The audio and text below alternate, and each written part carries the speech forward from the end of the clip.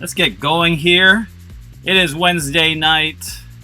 It is the Coito show, and we are in March, so we know what that means. It's time for March Madness. It's time for postseason basketball, and in Hawaii, we are always looking forward to the Rainbow Warriors and the Rainbow Wahine beginning their conference tournament to begin March. And pretty soon I'm going to bring in Coach Jesse Nakanishi, assistant on the UH men's basketball squad, who is going to tell us how the boys are looking as they begin their march towards that Big West trophy, which I got to rush the court and actually touch it when it was the last time we raised it in the Honda Center. So I don't think I'm going to be able to do that this time, but actually I know for sure I'm not going to be able to do that this time. But it is always great because we know that this time anything can happen. And our Rainbow Wahine, we're proud of them. Already 81-67 win. They're the 5th seed in their Big West women's tournament. So they will be playing again on a Friday. But tomorrow, our Rainbow Warriors begin. And with that, I bring in our very own Jesse Nakanishi, who joins us. Coach Nakanishi, aloha. Well, Wayne, thanks for having me, my brother. You know, we talk about this time of year as basketball players, as you, somebody that played his whole life as well, started playing as a little kid. What does this time of year, mean for you? I mean, being in the mix on this particular squad, it's an honor just for that chance of getting to the NCAA tournament that you grow up watching your whole life and filling out brackets and whatnot, and it's kind of a thrill being here. And that's the beauty of college basketball, is everybody's got a chance to sneak in that tournament and just be playing your best basketball to do it. You never know. You never know. Well, we are looking at our team that is, has its ups and downs, is going to start its tournament against Riverside, the team that you started the season with. So, obviously both teams have changed a lot since that game as well. But just talk about how the team looks fresh off of its last practice, and now what's the latest scoops, and how are they looking right now? Yeah, we've actually been here since Sunday. So we wow. played at Davis. We played at Davis for our last game on Saturday. Woke up the next morning and took a flight here. So it was a crowded flight, actually our first crowded flight. We've been seemingly feels like a charter flight with Hawaiian Air these days. But anyway, we've been here since Sunday, so been keeping busy though. I give our guys credit, that we're stuck on our floor. Oh wow! Floor, aside from going to practice, going to shoot arounds and whatnot. So, but we've been keeping busy, study halls, and we got some extra time in the practice gym at night to shoot in addition to our practice, and we watch a lot of film, of course. So we're definitely chomping at the bit and ready to go. And, we've got that 8 o'clock time tomorrow, so that's even more time to kill. But so we're a little antsy, and we're ready to go. And the mindset is great, I think, because we know we can beat anybody in this league. Looking on our side of the bracket, Cal Poly put an upset last night, so we beat them twice. But Irvine's on that side; they play tomorrow. Irvine we split with, so we know we have a chance with them. On the other side of the bracket, we just split with Davis. We had 2 close ones with Bakersfield, and then of course Santa Barbara we took to overtime. So they're all playing really well. I mean, Riverside in particular is playing extremely well right now. They got nice pieces to their mix that complement each other well. But I think we're playing well too. We had a little setback our last game, but we feel we're playing pretty well too. And we feel we should have won both those games. Granted, it was at the beginning of the year. We split with them, but we like our chances, and we're ready to get after it. What do you think the key will be to this game? Like you said, Riverside has won 4 of their last 6, and they're a team that is playing with some momentum as a 3 seed. And it's pretty high for a Riverside team, right? We don't usually see Riverside like that, so we know that they are trending in the right direction as well as a squad and as a program. But what do you think will be the major key of that game? They run from a defensive standpoint for us, they do run a lot of different actions, and they kind of get you moving in different ways prior to their main action that they really want to attack you in. So just being in the right positioning and our help defense and Hmm. rotating. So I mean, there's a lot of keys, but they've got a lot of good pieces. Knowing personnel is a big one, and that's why we're doing a lot of film study, just tendencies of each one. When you have multiple days leading up to a Hmm. game, you can really get even in more detail with your Hmm. team than normal. So, and we're kind of used to that now. Yeah. Not this year, not having to prepare for two teams every week. It's Yeah. been back to back the same team, so you really focus the whole week on just one team. So we're kind of used to that and treating that as this and as such, I should say. So those are a couple of them, I'd say. And offensively, we got to attack. They really keep their bigs back, and that opens up some perimeter stuff, and you can get into pain. And so we really got to attack their bigs. And on when you talk about the balance of the Big West and how you can beat any team on any night, and just given the experience now that you have in the Big West tournament before, you think, I mean, what do you think are, just given the track record recently, it's been hard to get out of the first round. So, what do you think looking back on, particularly, I know every squad is different, but do you think there is something about that first game? Is it added pressure, or what do you think it is? You know, that's a tough question. I Mm-hmm. mean, at the end of the day, you got to make shots, Yeah. Yeah. and it comes down to shot making. Man, you Mm-hmm. can run your best sets and get you wide open shots, and you got to knock them down. And Mm-hmm. yeah, last year we had to handle a lot of pressure from Long Beach, and Yeah. we've got to be able to handle pressure. So just, I mean, we got to have guys step up who can make big Yeah. shots in big games. Well, what's crazy is that it's been 2 years now, or since you played in the tournament, because Right? I said and last year. Sorry, I meant no, the no, last and it's no, but opportunity. when you said that, it made me think, and I was like, oh, what happened right, last year? Oh yeah, we were stuck outside right, the building, being exactly. told that we can't That go was in. the last memory, right? Literally, So, that's the last memory. The right, last pre-COVID memory for the rest of my life will always be Hawaii men's basketball and Wahine basketball, and trying to get into the arena in the Honda Center, going from right. trying to distance to closing down. I mean, that will always be my reference. But just reflect on that day and what that experience was like. Well, personally for me, COVID hit on our. I mean, not Mm. COVID hit, but the cancellation, I guess, hit on my birthday, Oh, March 12th last year. So I have a vivid memory. I mean, it was just a flurry of one event to another, from the NBA to college, yeah, just this league canceling, then this league, and all of a sudden we were 20 minutes getting ready to get on the bus for our shoot around that morning, and we got the word. So it was just a mad scramble of getting everybody situated and figuring out where everybody is going, because we let some guys stay for spring break and whatnot. So hmm.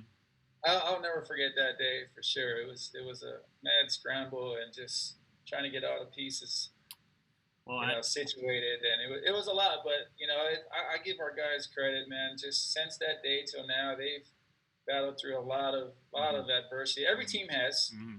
gone through COVID and all the implications and ramifications, I guess, of having to wear a mask and having to go through all these different protocols and having to stay within parameters of what you can and can't do. Yeah, And it's been tough on them yeah, because, man, they're college kids, and yeah, everybody wants to have a good time of course. sometime, and you want to do it your way a lot of times. But we've had to really reel them in, and they bought into it. And to their credit, knock on wood, thus far we have not had a shutdown yet, and there's not a lot of teams across the nation that can say that.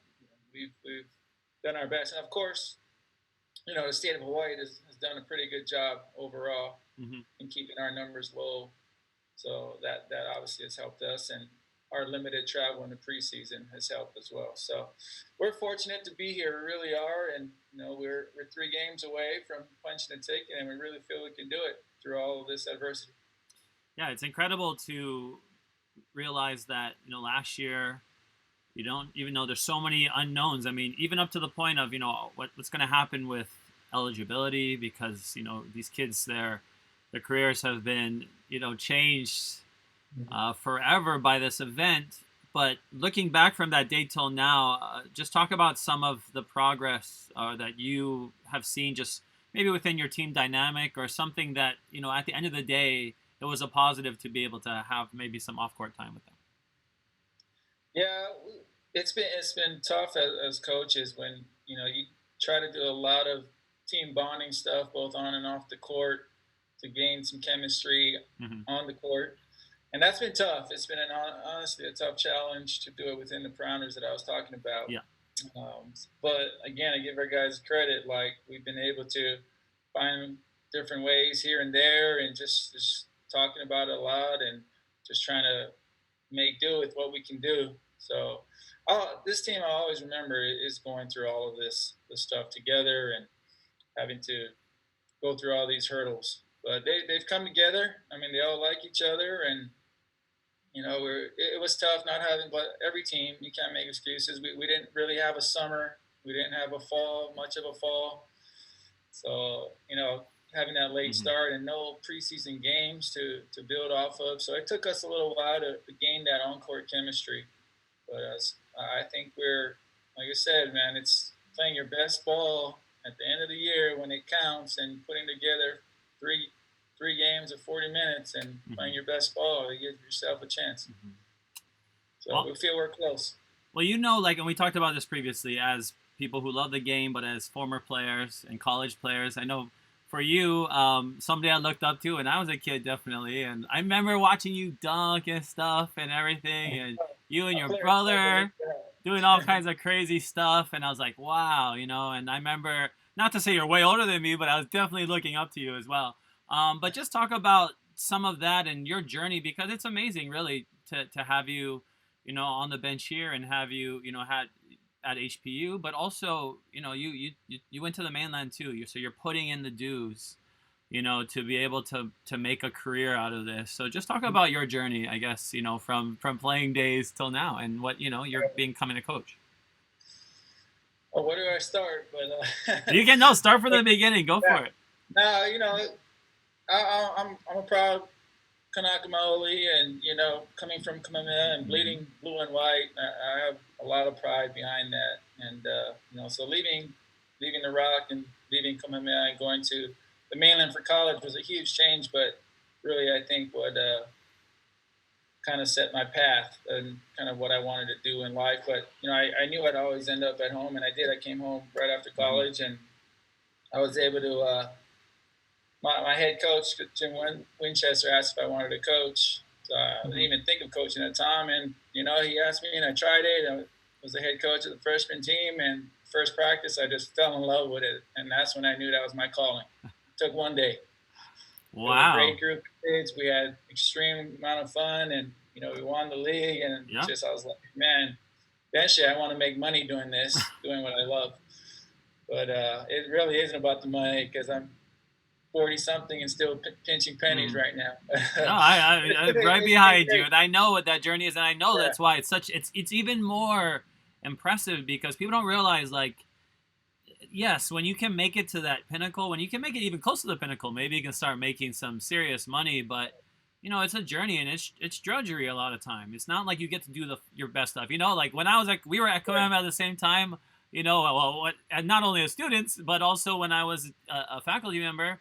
And it's like they didn't give me the new faculty member AP Calculus, right? They're like, you teach like those kids that don't want Right. to be in math at all, like. And Right. it's like, okay, well, I'm earning, and you have to work your way up. And I understand that we all understand that that's a part of life. But in terms of, this sports industry or any industry that is, the jobs are very finite. Just talk about what inspires you to keep, pursuing and the next year and the next year Yeah, I over. mean, personally, I want to coach at the highest level, and that's why, after having some success eventually, finally at Mm-hmm. Kamehameha, Mm-hmm. coaching wise, after, taking over the varsity team Yeah. and program. I mean, that's So, another thing. I mean, well, I just interject with 17 years going without and then having a state championship too. I was there for at least one of them, I know. And I mean, that's right. amazing. It was amazing to be there as, as an alum, and also just somebody that's been close to the program for so long. And that's just such a hard hurdle to get to. But you inspired those kids in such a way and made them proud to be who they were, as kids from Kamehameha, but as Hawaiians. And I see that, that you continue to pursue that. But No, keep going and keep talking. Sorry, I had to brag about you a little bit because that was huge. Two state championships. That was big. I mean, those were extremely memorable years that I would Mm-hmm. never trade, and special group of kids. But again, it was kind of like reaching a goal, and then I want to Yep. go for the next goal. So, Coach Board, I'm very thankful. He's one of my Yep. biggest mentors. Yep. Darren Vorderbrogge. HBU, Mm-hmm. he opened the door for me. And within those years at HBU, I had to work my way to gain his trust and whatnot within the program. And eventually, I mean, he had me pretty much doing everything along his side. And same thing, we spent 6 years there, and we eventually was able to accomplish the goal. And we won the league. I think we're like 29-3 or something. So again, another memorable year with awesome Mm-hmm. kids that I Yeah. still keep in touch with. So again, when that happened, I was like, okay, what's the next goal? I want to keep progressing, and Coach Hayford at Seattle opened the door for me. I wanted to try at the Division I level, Mm-hmm. and so it's kind of what I'm doing now is still the ops role. It involves coaching, but not a lot of hands-on the court, and Mm-hmm. I really Mm-hmm. want to get back to doing Mm-hmm. that. So that will be the next step eventually. But Mm-hmm. after Seattle, Coach Ganat, I'm really thankful for because Yeah. he opened a position back home where I could do the same role and be around my family again, which I'm Mm-hmm. again very thankful for. So and more importantly, at University of Hawaii, which I grew up as a kid just idolizing all those players. So it's been fun being at UH for 3 years now and being in the mix and just trying to express with our guys how much it means to represent the state Mm-hmm. through this program. Now that the team has kind of evolved throughout a season where they had to. I think a lot of different guys have taken different roles sometimes on certain nights have had to be the guy that looks to. And just talk about now going into this tournament, what the game plan is going to be. I guess in terms of any types of players that we're going to highlight or we're trying to make screens for, or what do you think? Who can we look forward toward as a I tournament think start? if you can, I mean, if you just go on paper, I mean, we have four guys that score pretty similarly, Mm-hmm. and we don't go into a game with like this guy. We're gonna just go to him all night type of deal. We run a share the ball offense. Mm-hmm. Sure, we have set plays that aim to take advantage of certain matchups within the game, Yep. and we definitely go to them. But our main offensive attack is share the ball, get good to great shot. So it's and that's the beauty of our team. It could be Kaz in one night, it could be James one night, it could be Webb one night. So we have multiple ways to attack, and we do have. I'm not going to give it away on the show, but we do have certain guys that we're looking to target. But it'll be a fun one, man. They're Riverside. They're well coached. I know Coach McPhail pretty well, and he does a great job taking over that program this year. They're very well coached. They play hard, but shoot, so do we, man. Yeah. Our guys get after it, and so I think we're kind of it's kind of a very similar matchup. We have bigs that are similar in size, and we've got guys that can shoot it. They sure do. So it's gonna be a fun game for the fans. Well, looking at the schedule, I mean, again, somehow we always draw the last game. It feels like the latest game. How does that work? And hopefully we can get through Thursday and shoot. Yeah. Friday's gonna be at 9:00. Oh my goodness, that's right. That's right. Oh wow, yeah. I'm looking at. Okay, wow. That'll be crazy. We take what we get. We take the practice times we get, the COVID test times that we get, and the game times we get, and we roll with it. And well, looking at tomorrow as well, the first game is 11 a.m. game. Long Beach also had that upset. And let's talk about maybe a little bit about that matchup right there, Long Beach and Santa Barbara.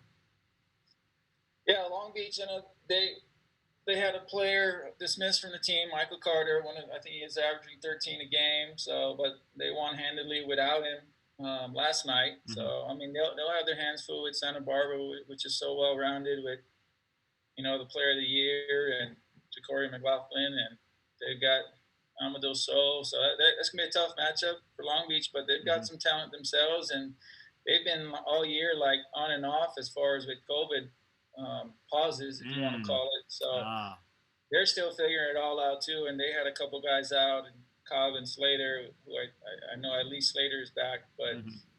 so they're still at this point of the year. You don't want to say figuring it out, but they're still putting it all together, and they've got extremely talented guys on that team. So I really think, I mean, they could take Santa Barbara down.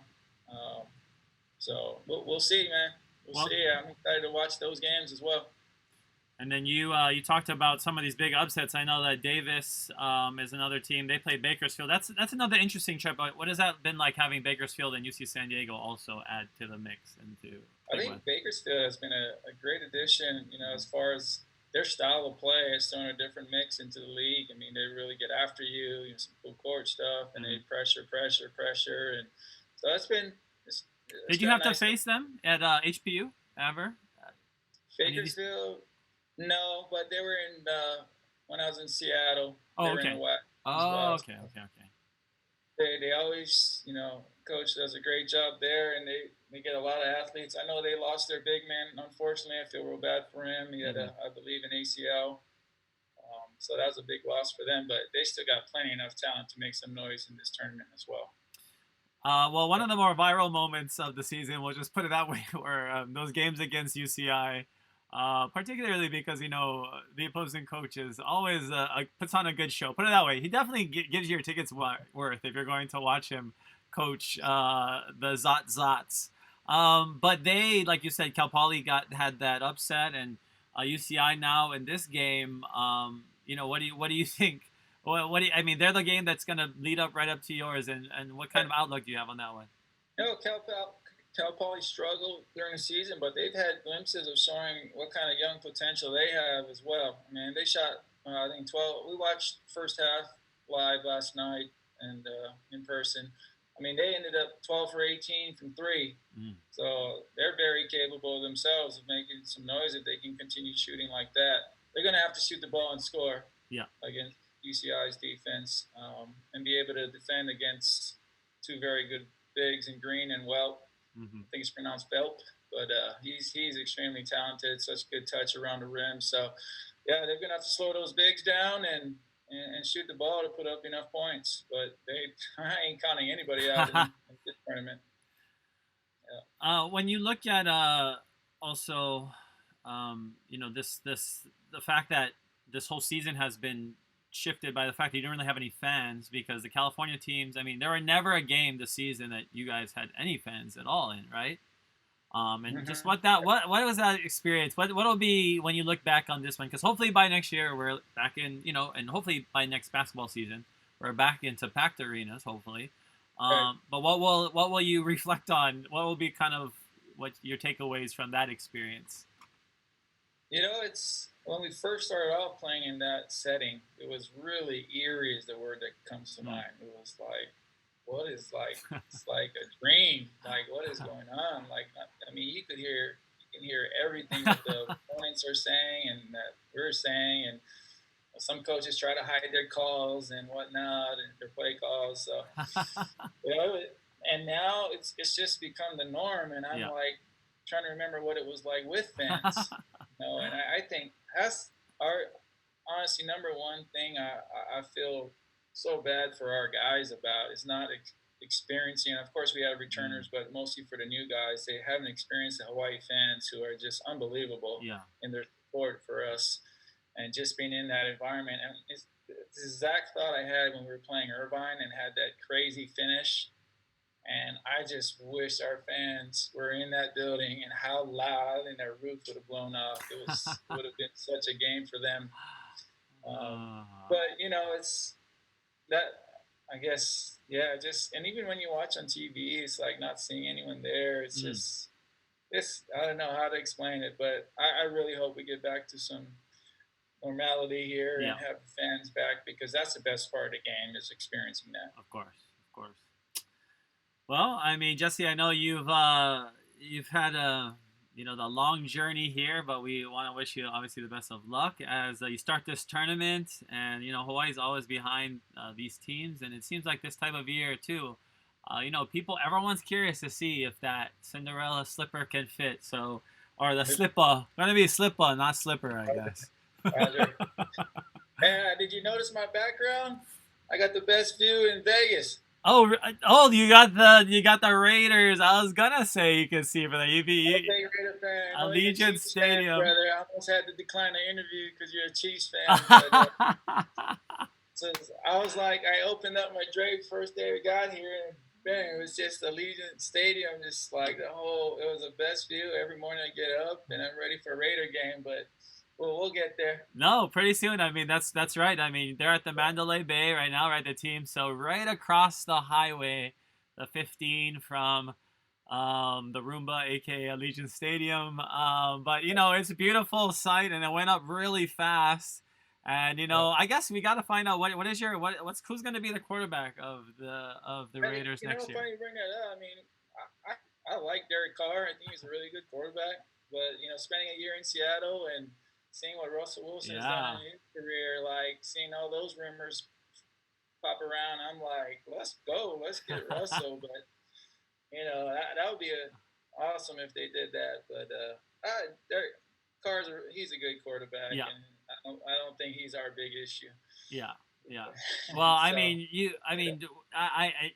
got an owner that gave, you know, his president, who gave the authority to the coach to be a GM, or to the GM to like kind of run what he wants to in 10 years. So people are saying, well, like if you don't have like if you have job security, like you're just gonna do crazy things like that. Do you think that is um do you think that is affecting his personnel decisions particularly, because he also just recently pulled the trigger on someone else too, right?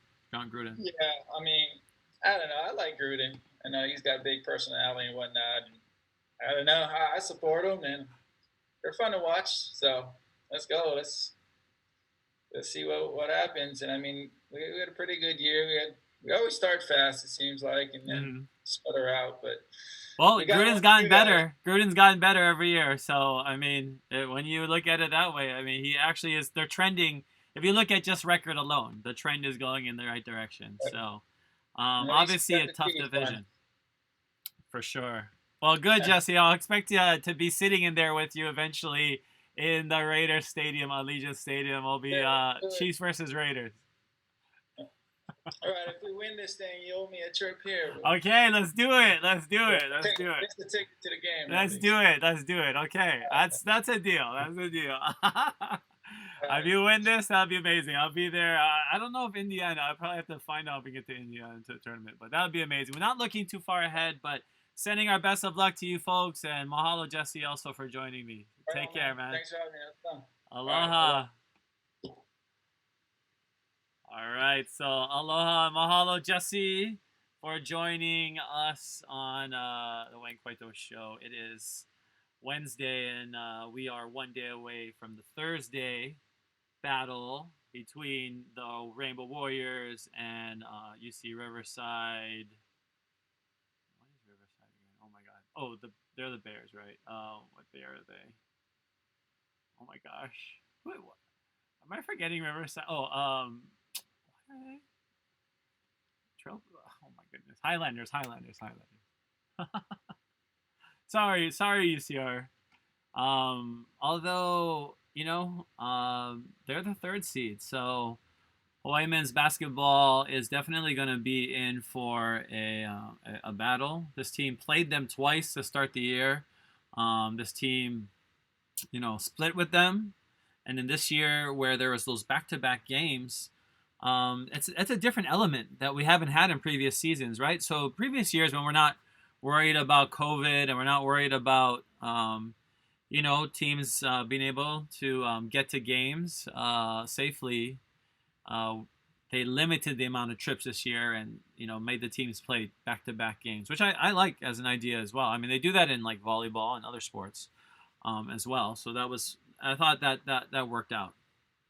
Aloha, Karen Hara, one of the biggest Hawaii men's basketball fans there is. She's at every game. She's there supporting the boys. She says aloha and thank you, and thank you, Karen, for watching. And I know she would love to be there, and a lot of us would love to be there. No offense. Then that was a thing that when Vegas had announced that was kind of shocking, given that a lot of the thought was, and this is not necessarily maybe the thought behind moving the tournament from Anaheim to Las Vegas. But the thought process was, well, in Nevada, there at least has a chance for fans. That's what a lot of the fans say. Maybe that's just the fans thinking that way, and probably is. Probably is. That's the fans' mindset. We're thinking, well, we want to go to the game, so if we want to get in, then we have to be in a state that'll probably likely have fans. And Nevada was, a state that had fans at least for football. That had UNLV had fans for their football games. I guess Reno had as well. Obviously, the state of Nevada had allowed that. So now we are out of luck again for the men's basketball team playing in the Big West, where all of the California schools did not have fans. So Hawaii men's basketball and women's basketball never had fans or never played in front of fans this whole year. And unless the NCAA tournament has fans, which I'm not sure. I mean, obviously Indiana is probably going to be a little bit different when it comes to hosting. Actually, I should check on that. Then the team might go this whole season without having fans in attendance. Oh, and there will be a limited amount of fans. The NCAA website reports 25% capacity with physical distancing. So, if the team makes it, let me take a sip of my 100 years of Hawaii men's basketball. And see and support. I support them every day because this is my favorite hydro flask. So I take it with me every day. 100 seasons of Hawaii men's basketball. Now we're on 100 and I guess this would be 102, but yeah, 102 I guess now. Or was last year the 100th? No. Sorry. And maybe this would be the 101st.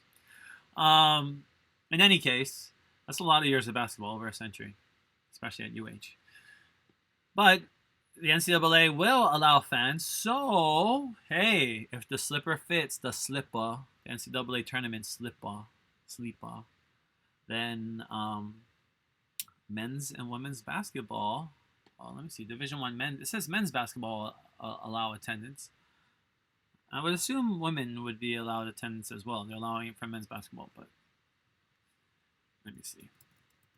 In any case, what we are going to expect is another a year of a lot of starved basketball fans, because last year, and we talked about this, that was the very last memory for a lot of us going into COVID and the lockdown was the Big West Tournament. Here at Hawaii Sports Fans, we even had a tour, and I have an annual Big West Tournament tour where we come to California because the tournament's always at the Honda Center in Anaheim, steps away from Angel Stadium, a few steps, but very close. And you get a chance to experience parts of California with me as well, like especially NBA games. So last year we were supposed to do the Lakers on Sunday, and that's kind of what we do after the tournament. We watch the entire Big West Tournament, and then we do an NBA game on Sunday, and we've done that now for 4 or 5 years now. So last year we had to turn it into a foodie tour instead because everything was shutting down and restaurants were closing, and we went to like the Santana Zoo, which is actually really fun. But when you're with a tour, you and someone like me as well, I'm always down to improvise. We have to do what we can to be able to make it on such an occasion like a Big West tournament. I mean, it's hard in the middle of something with people flying up for Hawaii to be able to run a tour, but I was successfully able to manage that as well. So just thinking about going back and having the tournament shut out fans, and then we were going to also go to a soccer game, and then the fans there, MLS, CONCACAF game, actually LAFC right behind me, of course. We were going to go watch them play Cruz Azul play in a soccer game, and that was also canceled. So much happened just in that span of time that a lot of us will remember. And just talking to Jesse about that and how weird that was, just not knowing how everything would be affected. How would the team be affected? How would the eligibility? And then you think about kids in high school, and you can't really delay that at all. And they're athletes, and how this season again. And it's just sports runs on a certain time clock, right? It runs on a cycle. And we know when football season starts, we know when basketball starts. We, in our lives, I mean, my life is basically married to sports calendars. Um, and I love that. I love to be able to be at every game I can. So that's why, I do it like that. But you can't just move things around, even like the Olympics, right? Even there's pressure on Japan not to host the Olympics, which I think even now, and we'll talk about this soon once I get back to it. So I have to remember to talk about vaccinations. That's important as well. We talked about that last week and the week before. But I think Japan will have fans. But, just thinking about like that Olympics, and if they can't keep pushing it back, and then they're talking about canceling it. I mean, that really disrupts an entire life calendar for a lot of people who, especially athletes. Of course, there are bigger problems, and that COVID, we're all affected. But, this is a sports show, so I'm talking about how sports was affected by it. And I'm sure all of the kids, especially those who didn't really have a chance to play in that tournament last year, they're really excited to get going with the Big West Tournament this year. But our Rainbow Wahine as well, if they make it to the NCAA tournament, it looks like there's a cutout program. Okay. It says the NCAA would announce that venues in San Antonio where they're going to have the women's tournament, they're going to have 17% mass capacity with masking and physical distancing of fans. 17%. And as we already know, San Antonio's in Texas, so they shouldn't have any problems getting anybody into the arenas. But that'll be, something to look forward to as well. And our Wahine could do it. Our men could do it. They've both done it before. For me, when I think about this men's basketball tournament, I think about my own experience going to the tournament in 2002 and watching the men's basketball team win, watching the women in the championship game as well. And, that was amazing to have both our teams make it all the way to the championship and represent like that on Tulsa's floor even. And that's when Tulsa was really good as well. So there's so much history with this time of year. I mean, I remember as a kid, wishing that, hoping that I could go to a game or hear the results of a game at school. Because the first game is usually starting really early. I was like in elementary, and I'd be like, I wonder what's happening with Trevor Ruffin. And then Trevor Ruffin, when they won that year in like 94, that was so cool and crazy. But the women had to deal with like Louisiana Tech, and Karl Malone's daughter was on that team too. So that was some crazy years there where it was really hard to break through. But now with the team in the Big West, I'm going to be honest, I thought we would be more successful. So I know it seems strange, but we when we moved from the WAC, which is not a major conference, to the Big West, which is definitely not a major conference as well, but even within the WAC and the Big West, there is a significant change in, the strength of the programs and the level of the funding as well that these individual programs got. So we had imagined, at UH in particular, that we would be competing more often. Like when Hawaii was in the WAC women's basketball, I don't remember. I mean, I'm looking through. They lost in 2001, 2002. When I was there, they lost the women's team against Louisiana Tech. Cheryl Ford, that was her name. She was on that team. They lost a year prior to that to TCU. So, they never really won the WAC tournament while they were there, a women's. And we knew how hard it was to win that. UH, on the other hand, did win. They were the 1 seed in 2002, beating Tulsa 73-59. Savo was the MVP, one of the greats. Predrag Savovic, obviously a guy that, he was a big guard, a guy that he was just wide. He could shoot freaking bombs. And then you pair him with Carl English and Mindaugas Bernica, but Carl English, Nereus Puida, all these guys I remember from that team, Eastern European bloc, international team. I think Phil Handy was also on that team, and Canadians, and one of the best players in Canada, Carl English, who got to play against Kobe, who got to guard Kobe in a game, who put a move on Kobe, right? That's like his life reel. Everybody talks about with Carl English. and those two were on the same team, and that was a cool thing to have at UH, to have that level of basketball. And I'm not saying like it's super disappointing, but it is a little disappointing, right? We expected it. And I know there is some restlessness. As far as Coach Ganot goes, I really highly respect Coach Ganot and his approach to not just the game, but to life. I mean, him and I have very similar undergraduate experience, academically and athletically, and I kind of know where he comes from, and I see how important social causes are to him, and I really enjoy that about him. And I think it's been rough. I don't know if we know the entire story behind, and I didn't mean to pose that question to Jesse in a way that was like pointing, like how can we get out of the first round? But there's something about that first round game too that is high pressure. You want to make it to the championship, but you got to win the first game, and you just want to stay alive, right? You want to stay alive to the next day and stay alive, and losing on the first night is hard because when you do it so often, you go years without breaking through again, and that's how long it was, 2002 to 2016.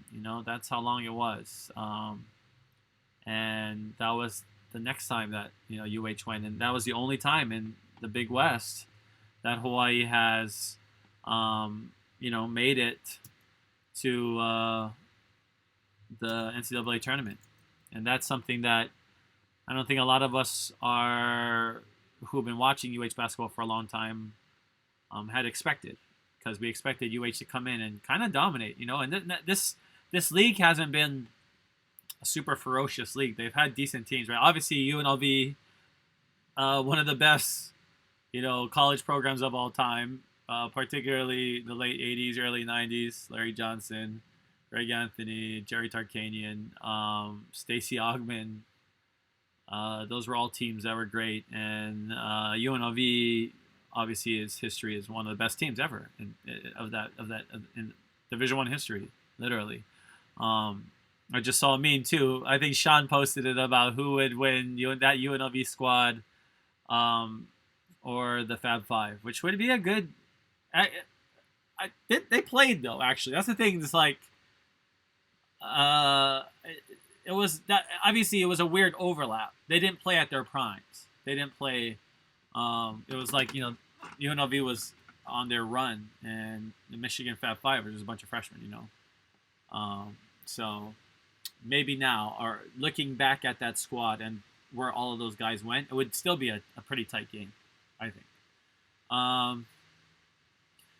But in the Big West Tournament, Utah State won for several years, and then they moved on, and now they're in a different conference, and then the conference had UOP, who had won a few years, and then the conference went strictly basically public schools in California, and then added Hawaii. And then they added two more Cal State schools, or they added a UC and a Cal State school, right? So in California, they're the UC system schools and the Cal State system schools. So UCLA, UC Irvine, UC Berkeley, UC Riverside, UCSD, which is now in the WAC. And the Cal State schools, Fresno State, San Jose State.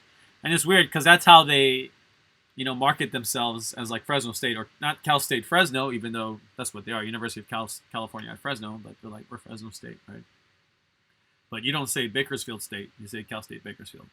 You don't say, Fullerton State, you say Cal State Fullerton. So, I mean, they're all the same and they all make sense, but obviously, the marketing that these teams do is a little bit different every year as well. And 2016, that was the last time. That's the only championship that Hawaii has ever won in the Big West. And, we would have thought,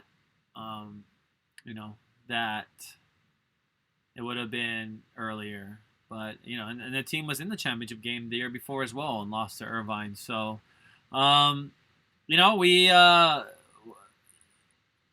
it's just going to be a game like that. It's going to be, as a fan, for me, I'm thinking about how excited I am to just see what can happen. I wish I could be there. Can't be there as a fan. I wasn't credentialed as media as well. So I'm going to be just like the rest of you, trying to figure out how to watch this game. It's going to be on the internet. So it should be easy to watch. But tune in for that one. And, like Jesse said, any team can win on any given day. And what it's going to require really is going to be a team really getting hot and making shots, just hitting shots. And, that's something the Wahine did today pretty well. They shot just enough to outshoot Bakersfield. But Bakersfield coming in with the 4 seed and the Wahine as a 5th seed. So the quote-unquote underdog there. It was nice for the Wahine to pull off that win, 81-67. They held, Cal State Bakersfield. That was one of the worst games that the Wahine had played last night, right? They had their lowest output of the season, 43 points, when they played them January 16th. So this time, the Wahine had 39 points at the half. Last time, 43 points in the whole game against Bakersfield. This time, 39 points in the half, ending with 81. So definitely flipping the script on Bakersfield and starting off strong, and that's what's important. 17-3 run that UH had, finishing the first half and starting the second half, and that's kind of like where the Wahine took off. Also having 4 players in double digits, that's pretty good too. Nice to see Jaden Alexander having her season high. She had 17. Deja Phillips, 15 with 9 rebounds. Olivia Davies and Kelsey Mai, 16 and 10 points each. So that's exciting for the Rainbow Wahine.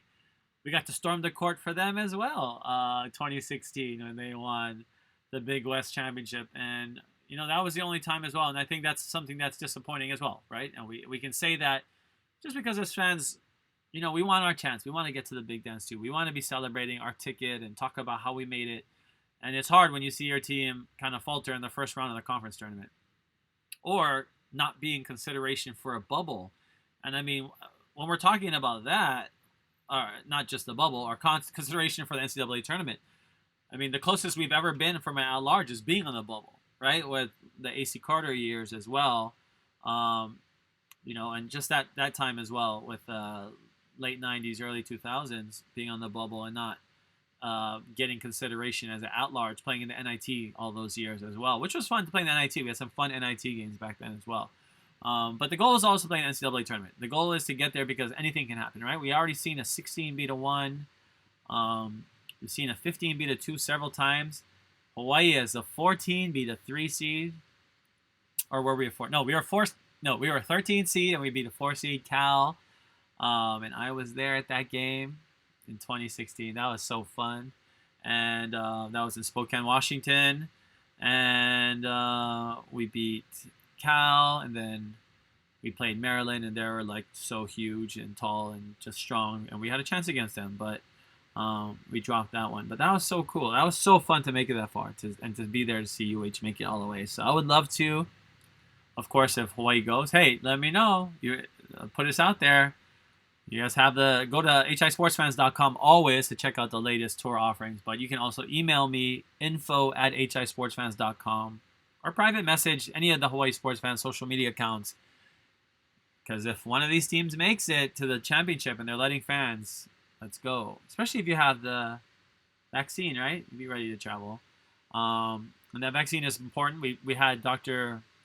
Josh Albrechtsen, who was one of the health officials who was selected to go to the Super Bowl, one of the 7,500 healthcare workers, for his work in fighting COVID and getting people into the vaccination trials. And now that the vaccination trials are over, he is able to, enjoy the actual vaccine. I'm not sure if he got that. He might have had the placebo the first time himself, because he also was a part of that trial. And he's a huge believer in this vaccine, says it's the best vaccine ever created. And we've seen in California, at least the numbers seem to indicate that as vaccines have been given out, the numbers have spread. And you've seen the cases in California have dropped considerably. And that's just with the vaccine getting out. So hopefully you've gotten yours if you're in Hawaii or wherever you are. But, we have a lot to look forward to in terms of what's coming up. If we can get to these NCAA tournaments, perhaps if there's even fans at the NCAA volleyball, men's volleyball tournament. I know that's one that would be fun to go to and take fans. That's one we had planned for last year. It was supposed to be in Fairfax, Virginia at the campus of George Mason University.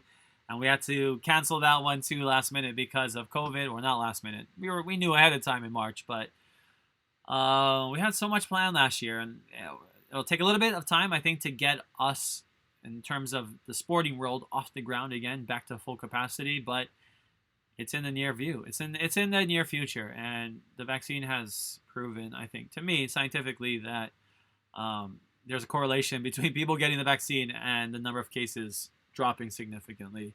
And that'll probably be something for sure that team officials, and Josh Albertson, Dr. Josh talked about this as well, the teams can do that. The teams can require people that have vaccinations to come to the games. And the teams are not going to, because the only way the teams are not going to ask for vaccinations are if they spread everyone apart, right? But teams, I guarantee, especially football season, are not going to want to do the spread apart thing anymore, because obviously they want to maximize revenue by selling seats. So that's why the vaccination gives them that buffer, right? Because at the Super Bowl, like I talked about, there were all the 7,500 vaccinated healthcare workers were interspersed in between all of us fans as well at the Super Bowl. So there wasn't that 6 feet. There was maybe a woman right behind me and a few people. But because of that vaccine, it gave them that added barrier. So that'll be as important as well. But wow, just mahalo to Coach Jesse Nakanishi for joining me. Imua, kamehameha, always, of course. I'm just grateful for his insight. Grateful that he was giving us some of his time, and it's nice to see a local boy like him representing so well, and doing it at the highest level in Division I coaching and college basketball. So I know for a fact that he can make it all the way to the highest level and become a head coach, no doubt. I mean, he's somebody that has that drive and focus and determination. But good luck to our Rainbow Wahine and our Rainbow Warriors as they begin another day. Well, for the Rainbow Wahine, that's the next day, and hopefully the men can catch up as well. And they'll be both playing on Saturday as well. And by next week, we'll have a winner. We'll figure out where we're going, and maybe we'll be talking about our NCAA trip to go and visit or watch the men or women. But with that being said, everyone take care of yourselves, and we'll see you again. Aloha.